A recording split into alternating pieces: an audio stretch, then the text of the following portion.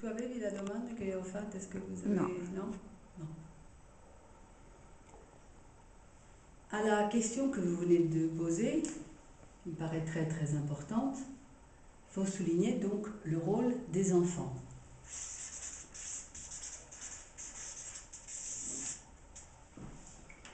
L'enfant doit-il participer à cet accompagnement de la personne chère?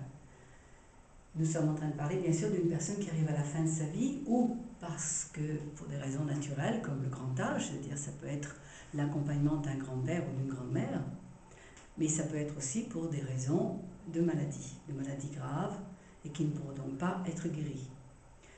Donc l'enfant, quel est le rôle important? Quel est l'aspect important sur lequel il faut réfléchir ensemble? L'enfant fait partie de la famille. Ça, c'est la palissade, c'est une évidence. Mais ce sur quoi je voudrais insister, c'est que l'enfant, c'est un membre de la tribu. La tribu, c'est une tribu d'êtres humains. Vous avez très clair dans votre esprit qu'est-ce que c'est qu'une tribu, c'est-à-dire un regroupement d'individus, de personnes qui sont liées entre elles, par un motif qui les identifie, par quelque chose, par des racines, par une culture, par une localisation, par une série de critères.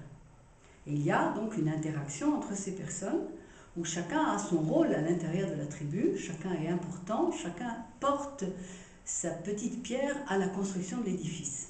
Tout le monde est indispensable, tout le monde est utile au développement de cette tribu. Pensez au niveau animal, par exemple. Pensez à un groupe de loups. La famille des loups, donc toutes ces familles ou des éléphants, si c'est des éléphants vous sont plus sympathiques, c'est la même modalité de comportement qu'une tribu. C'est-à-dire depuis les plus petits jusqu'aux plus anciens, tout le monde a son rôle à jouer. Et il y a une solidarité à l'intérieur. Et le fait que j'appartienne à un groupe, c'est ce qui m'identifie à ce groupe, c'est ce qui fait que je me sens utile, responsable, partie prenante à l'intérieur de ce groupe. Donc un enfant fait partie de cette tribu qu'est la famille.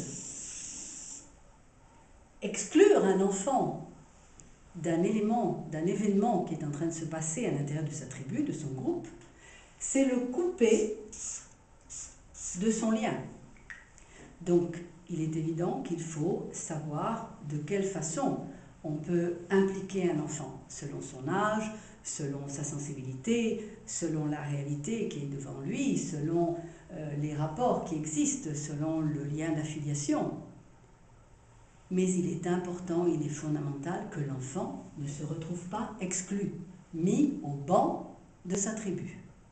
Donc il faut pouvoir, selon l'état évolutif, selon son niveau de compréhension, lui expliquer et lui dire toujours la vérité.